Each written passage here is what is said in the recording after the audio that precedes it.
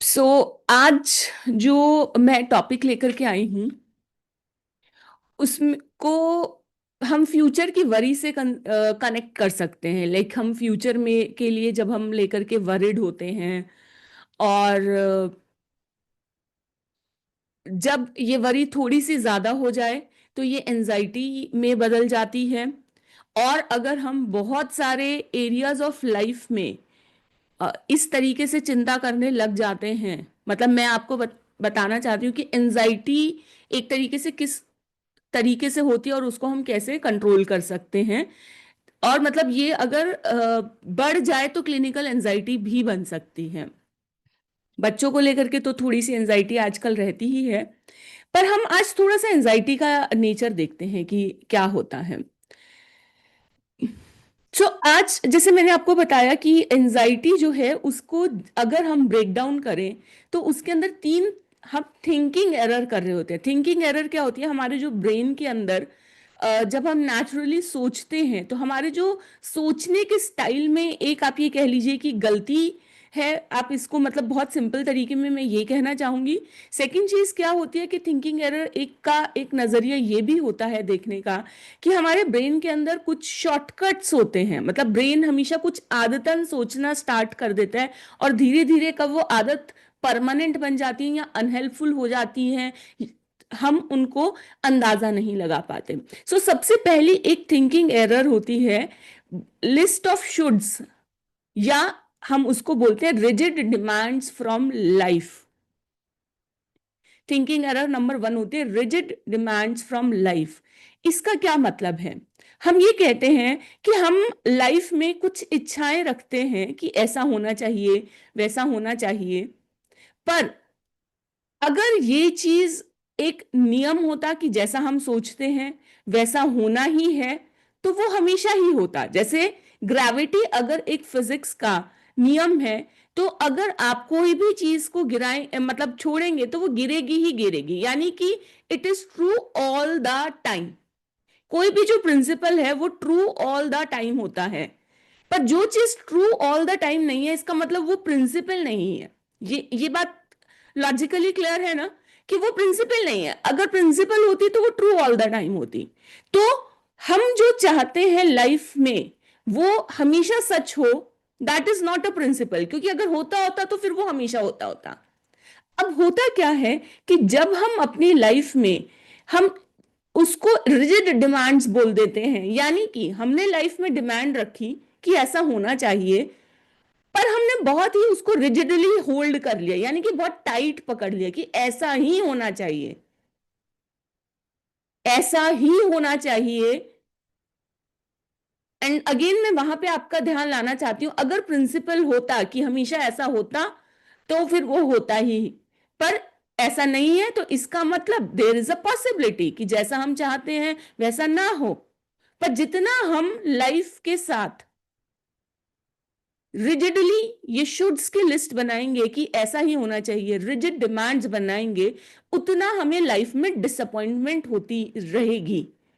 और जब जब डिसअपॉइंटमेंट होती है हम लाइफ में ग्रजेस होल्ड करना स्टार्ट कर देते हैं। सिचुएशंस के कंटेक्स्ट में लोगों के साथ भी हमारी अगर रिजिड डिमांड्स होने लग जाती हैं, अगर ये प्रिंसिपल होता तो हमेशा हमारी डिमांड्स पूरी होती, लोग भी हमारे अकॉर्डिंग चलते। पर ये प्रिंसिपल नहीं है। दैट मीन्स कि हमारे जितना ज्यादा हमारी शुड्स पर टाइटली होल्ड होगा, जितनी रिजिडली हम डिमांड करेंगे, हमें डिसअपॉइंटमेंट मिलेगी उतनी ज्यादा। यहां तक clear? First thinking error clear? Thumbs up चाहिए? ओके। सेकंड चीज आती है जिसे बोलते हैं ऑफुल। ऑफुल वर्ड होता है ना इंग्लिश का, ऑफुलाइजिंग एक वर्ड बना रखा है कि अब हम कॉन्टिन्यूटी में कहते हैं अगर अब ऐसा ना हुआ जैसे मैंने रिजिड डिमांड रखी तो ये तो बहुत बुरा होगा।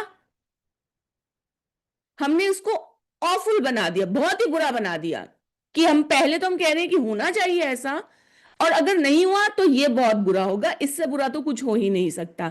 जितना ज्यादा हम इसको ऑफुल बनाएंगे, बार बार सोचेंगे दिमाग में कि इससे बुरा तो कुछ हो ही नहीं सकता, इससे बुरा तो कुछ हो ही नहीं सकता, उतना हम फिर से अपने को डिसअपॉइंट करेंगे, उतना ज्यादा हम लाइफ में डिसअपॉइंट होंगे, लाइफ से ग्रज होल्ड करेंगे, और उतना ज्यादा ही एक्चुअली हमारे पास ऑल्टरनेटिव पाथवेज नहीं होंगे। एंड ये ऑल्टरनेटिव पाथवेज वाली बात को मैं अभी थोड़ा आगे जाकर के और इलेबोरेट करती हूं। ठीक है, सो यहां पे ये दूसरे थिंकिंग एरर समझ में आ गई कि हमने उसको ऑफुल भी बना दिया। पहले तो हमने एक प्रिंसिपल के अगेंस्ट अपनी एक डिमांड रखी, फिर उसको हमने ऑफुल भी बना दिया। तीसरा हम जो गलती करते हैं, जो थिंकिंग एरर होती है, वो है अपनी फ्रस्ट्रेशन टॉलरेंस को अंडर एस्टिमेट करना। मतलब क्या है कि मान लीजिए हमारे अकॉर्डिंग कुछ नहीं हुआ, उसके बाद हमने कह दिया अब ये तो बहुत बुरा भी हो गया कि हमारे अकॉर्डिंग नहीं हो रहा। अब किसी भी सिचुएशन को फेस करने में हमारी जो स्किल काम करती है वो होती है फ्रस्ट्रेशन टॉलरेंस। कि जब चीजें हमारे अकॉर्डिंग नहीं हो रही, हमें थोड़ी सी फ्रस्ट्रेशन हो रही है, तो क्या हम उस फ्रस्ट्रेशन को टॉलरेट कर सकते हैं? मान लीजिए हम एक मतलब फिजिकली हम मिलते हैं आपस में, और मैं चाहती हूं कि सब मेरे से बहुत अच्छे से बात करें, और मैं जब मिलती हूँ फिजिकली, कोई एक पर्सन है जो मुझे देख करके अपनी शक्ल को थोड़ा सा ऐसे रखते हैं, और मुझे थोड़ी सी फ्रस्ट्रेशन होती है, मैं कह रही हूँ आप प्लीज मेरी हेल्प कर दो, वो मेरी हेल्प भी नहीं करते। अब मुझे और फ्रस्ट्रेशन हो रही है कि मुझे सारा काम अकेला करना पड़ रहा है। अब उस क्या मैं उस फ्रस्ट्रेशन को टॉलरेट कर सकती हूँ? ये तो छोटी सी चीज हुई। पर कभी कभी होता है कि लाइफ में हम कुछ चीजें ऐसे एक्सपेक्ट करते हैं इन टर्म्स ऑफ, जैसे बच्चों की बात है कि भी बच्चों के लिए हम चाहते हैं कि वो जो है मतलब किसी पर्टिकुलर प्रोफेशन के लिए स्टडीज करें, और बच्चे हमारे अकॉर्डिंग नहीं कर रहे होते हैं। अब हमें गुस्सा चढ़ता है, हमें फ्रस्ट्रेशन होती है। क्या हम उस फ्रस्ट्रेशन को टॉलरेट कर सकते हैं? टॉलरेट करके भी क्या हम कूल एंड काम रह सकते हैं? और यहां पे प्रॉब्लम होती है जब बच्चे हमारे अकॉर्डिंग नहीं चल रहे होते, हम फ्रस्ट्रेशन को टॉलरेट नहीं कर पा रहे होते, हम फ्रस्ट्रेशन मतलब फ्रस्ट्रेट हो भी रहे होते हैं और उस फ्रस्ट्रेशन को दिखा भी रहे होते हैं। बिजनेस में हम चाहते हैं एक पर्टिकुलर तरीके के रिजल्ट्स आए, रिजिड डिमांड, नहीं आए, ऑफुल, बहुत बुरा हुआ, और फ्रस्ट्रेट हो रहे हैं। अब फ्रस्ट्रेट टॉलरेट नहीं कर पा रहे, घर जा रहे हैं परिवार वालों के ऊपर, हम अब बिल्कुल फ्रस्ट्रेशन अपनी निकाले जा रहे हैं। इस तरीके से आप देख रहे हैं कि किस तरीके से हम ये तीन थिंकिंग एरर से अपनी लाइफ को खुद कॉम्प्लिकेट करते हैं। समझ में आया? थम्स अप चाहिए। तो ये तीन थिंकिंग एरर के लिए अवेयर होना पड़ता है, क्योंकि लाइफ में एक मैं मतलब बहुत कॉमनली एक स्टोरी सुनाती हूँ। एक हाथी जा रहा है, इनफैक्ट मैं आपसे ये क्वेश्चन में पूछती हूँ, एक हाथी जा रहा है, एक हाथी के ऊपर जो हाथी के ऊपर जो उसका राइडर होता है वो बैठा हुआ है। अब मुझे आप सवाल मतलब मेरा आपसे ये है कि कौन किसको कंट्रोल कर रहा है? हाथी राइडर को कंट्रोल कर रहा है, या जो राइडर है वो हाथी को कंट्रोल कर रहा है?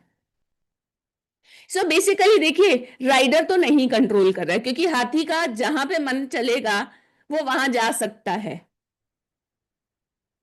ठीक है, हाथी को अगर राइडर ने थोड़ा सा ज्यादा कंट्रोल करने की कोशिश करी और हाथी को गुस्सा चढ़ गया, तो हाथी तो अपनी मर्जी से कहीं पे भी जा सकता है, राइडर नहीं कंट्रोल कर रहा। एक्चुअली हाथी है जो उस सिचुएशन में कंट्रोल कर रहा है। पर ऐसा भी नहीं है कि राइडर पावरलेस है, राइडर हाथी को इन्फ्लुएंस कर सकता है, राइडर हाथी को इन्फ्लुएंस कर सकता है प्यार से। एंड ये बहुत सारे कॉन्टेक्स्ट में ये एग्जाम्पल ट्रूथ है। जब हम बच्चों की बात करते हैं तो बच्चे अपने एक्शन कंट्रोल कर रहे होते हैं, हम उनको इन्फ्लुएंस कर सकते हैं। ऐसा नहीं है कि बच्चों की लाइफ पे टोटली हमारा कंट्रोल नहीं है, हम उन्हें इन्फ्लुएंस कर सकते हैं, पर बच्चे क्या करेंगे वो कंट्रोल कर रहे हैं। जब हम अपने सबकॉन्शियस और कॉन्शियस माइंड की बात कर रहे हैं, तो हम कॉन्शियस माइंड से इन्फ्लुएंस कर सकते हैं, पर हमारी हैबिट्स यानी कि सबकॉन्शियस माइंड वो कंट्रोल कर रही है, पर हम इन्फ्लुएंस कर सकते हैं। ऐसे ही लाइफ में, लाइफ कैसी होगी हम कंट्रोल नहीं कर सकते, पर हम इन्फ्लुएंस जरूर कर सकते हैं by taking the right action. ये एक जो इल्यूजन ऑफ कंट्रोल है कि हम किसी भी चीज को कंट्रोल कर सकते हैं, इसमें जितना ज्यादा रहेंगे खुद को उतना ज्यादा परेशान करेंगे। हम कंट्रोल आउटकम को नहीं कर सकते, पर हम कंट्रोल जो कर सकते हैं वो सिर्फ यही है, वो है अपना एक्शन, वो है अपना, यानी कि इन्फ्लुएंस कर सकते हैं, पर आउटकम को हम कंट्रोल नहीं कर सकते। ये वाला एग्जाम्पल हमेशा याद रहेगा, हाथी वाला और राइडर वाला। हाँ। वापस आते हैं कि हम आउटकम को कंट्रोल नहीं कर सकते, पर हम इन्फ्लुएंस जरूर कर सकते हैं। बच्चों को हम कंट्रोल नहीं कर सकते, पर इन्फ्लुएंस जरूर कर सकते हैं। सो अगेन, अगर हम कंट्रोल किसी चीज को नहीं कर सकते तो उससे रिजिड डिमांड्स भी नहीं रखनी चाहिए, उसको ऑफुल भी नहीं बनाना चाहिए, और फ्रस्ट्रेशन टॉलरेंस पे भी काम करना चाहिए। क्योंकि हमारी फ्रस्ट्रेशन टॉलरेंस ऑनेस्टली बताऊं बहुत अच्छी होती है। ऐसा नहीं है, जिंदगी में बहुत बार ऐसी चीजें होती है जब हमारे मुताबिक नहीं होती, और हम जिंदगी में आज तक जिंदा हैं, इस चीज का प्रूफ है कि हम साइकोलॉजिकली भी और फिजिकली भी उस प्रॉब्लम को सरवाइव कर पाए हैं। आज अगर हम यहाँ बैठे हैं तो हम सरवाइव कर पाए हैं, तभी तो बैठे हैं। पर हम क्या करते हैं, अब फ्यूचर के किसी भी इवेंट को लेकर के अपनी फ्रस्ट्रेशन टॉलरेंस को अंडर एस्टिमेट करते हैं। अब यहाँ पे मैं एक और चीज पे आपका ध्यान लेकर के आना चाहती हूं, जिसे हम एक स्ट्रक्चर ऑफ होप बोलते हैं।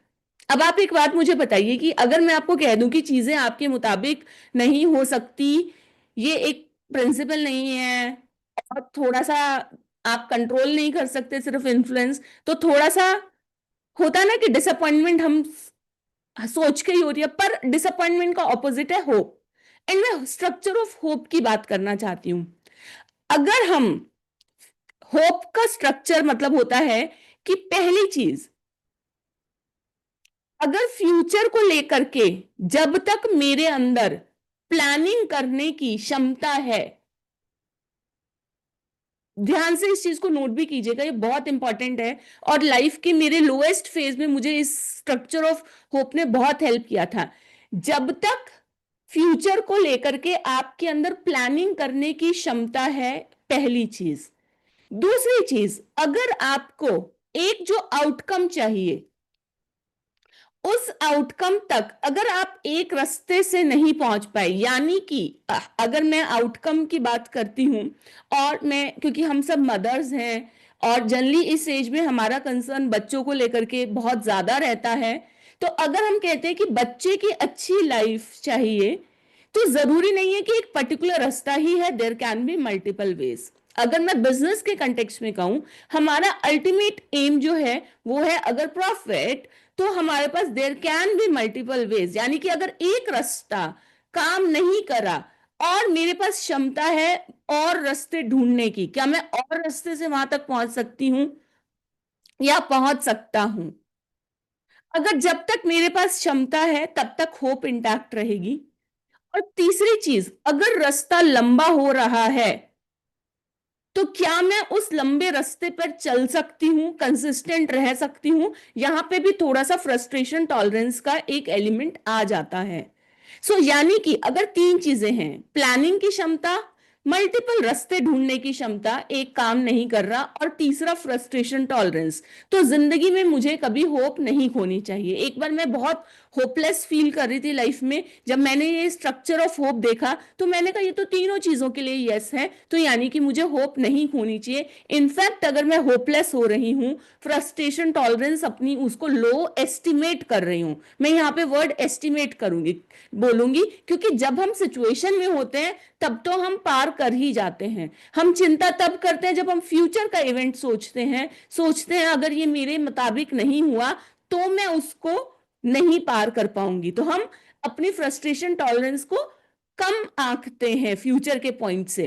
तो क्या होता है, हमारी ऑटोमेटिकली जो है होप भी कम हो जाती है। तो मैंने देखा कि ये तीनों चीजें टिक हैं, तो मुझे लगा कि नहीं, जिंदगी में होप नहीं खोनी। इससे होता क्या है, जैसा मैं आपसे रोज बताती हूँ कि अगर हम कभी भी नेगेटिव थॉट्स में होंगे, यानी कि ये थिंकिंग एरर्स कर रहे होंगे, तो वो जो हम मल्टीपल रास्ते ढूंढने की बात कर रहे थे ना, वो नहीं ढूंढ पाएंगे, क्योंकि हमारा दिमाग सिर्फ एक ही चीज पे मतलब जो है बिल्कुल ऐसे देख रहा है। एक ही रास्ते के ऊपर आंख लगा करके हम बैठे हुए कि यही होना चाहिए, ऐसे ही होना चाहिए। हम ये भी भूल जाते हैं कि इनफैक्ट रास्ता हमारा गोल नहीं है, हमारा गोल तो एंड गोल है, आउटकम है। इस इधर से पहुंचे, उधर से पहुंचे, कहां से मर्जी पहुंचे, इतना हमारे लिए इतना इंपॉर्टेंट नहीं है जितना एंड गोल है।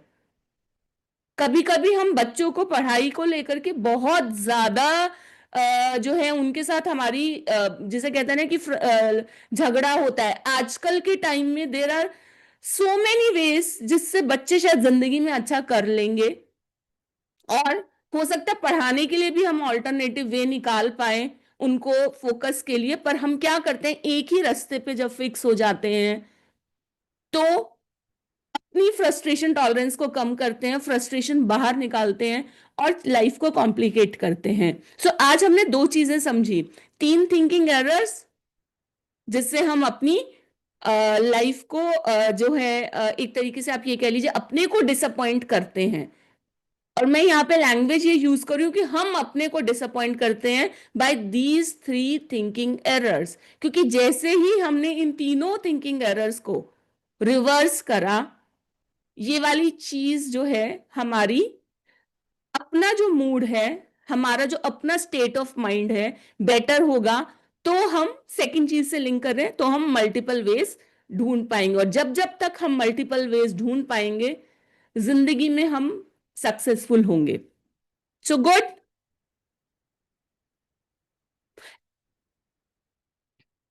मल्टीपल वेज निकालने की जो क्षमता है ना, वो तभी हो सकती है जब हमारा माइंड एक पॉजिटिव मेंटल स्टेट में है।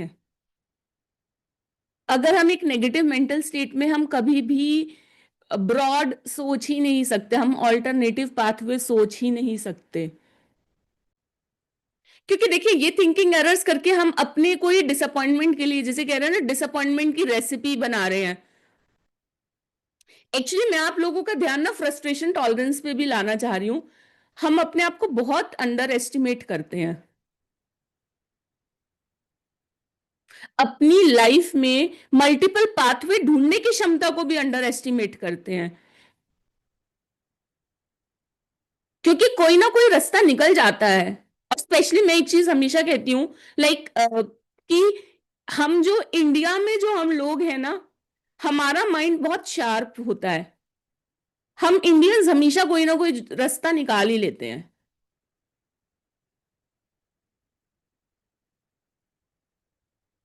हाँ, जुगाड़ मैं थोड़ा अवॉइड करी थी जुगाड़ वर्ड बोलना अभी।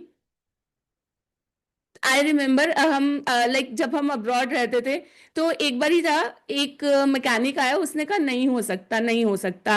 एंड आई वाज लाइक कि नहीं, ऐसा हो नहीं सकता। मैंने कहा इंडिया में रह करके सोल्यूशन ना निकले, इंडियन था वो भी, तो मैंने कहा इंडियन सोल्यूशन ना निकाल पाए, ऐसा हो नहीं सकता, अब मुझे ये बताओ होगा कैसे। और उसने 5 मिनट में मुझे फिर सोल्यूशन निकाल करके दे दिया था उस प्रॉब्लम का। सो ये वही वाली बात है कि कई बार ना हम अपने को अंडर एस्टिमेट करते हैं, अपने आप को डिसअपॉइंट करते हैं। सबसे लाइक आई सेड, सबसे इंपॉर्टेंट चीज जिस पे मैं आपका ध्यान लाना चाहती हूँ, वो अपने को अंडर एस्टिमेट ना करें, अपनी फ्रस्ट्रेशन टॉलरेंस को, अपने मल्टीपल वेज ढूंढने की कैपेसिटी को। क्योंकि हम क्या करते हैं जब अंडर एस्टिमेट करते हैं, तो एक्चुअली फिर हम उस साइकिल में फीड कर रहे हैं जहां पे हम नहीं सोच पाते, क्योंकि हम एक नेगेटिव इमोशन में होते हैं। जब भी हम पॉजिटिव इमोशन में होते हैं हम हमेशा ज्यादा सोच पाते हैं, जब भी हम नेगेटिव इमोशन में होते हैं इनफैक्ट सामने होता हुआ सोल्यूशन भी, आपने बहुत बार एक्सपीरियंस किया होगा, सामने होता हुआ सोल्यूशन भी हमें नहीं दिखता। ठीक है, चलिए। सो अगर आज की लर्निंग आपके लिए पावरफुल थी तो चैट में लिखिए पावरफुल। हाँ जी, अपने आप को कम परेशान कैसे करें। रिजिड डिमांड्स मत रखें, सबसे पहले मैं तो ये कहती हूँ कि रिजिड डिमांड्स ना रखें, तो भी बहुत अपने को कम परेशान करेंगे। कभी हमें ये सारी चीजें कॉमन सेंस वाली टाइप लगती हैं, पर हम ना भूल जाते हैं।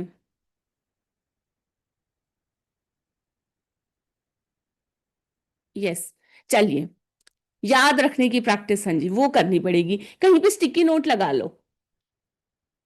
मैंने मेरे आसपास स्टिकी नोट्स में लगा करके रखती हूँ। स्टिकी नोट्स का इनफैक्ट A4 शीट की पेपर को पे ऊपर बड़ा बड़ा लिख करके जो है लगा देती हूँ, जो चीज याद रखनी है टेप करके।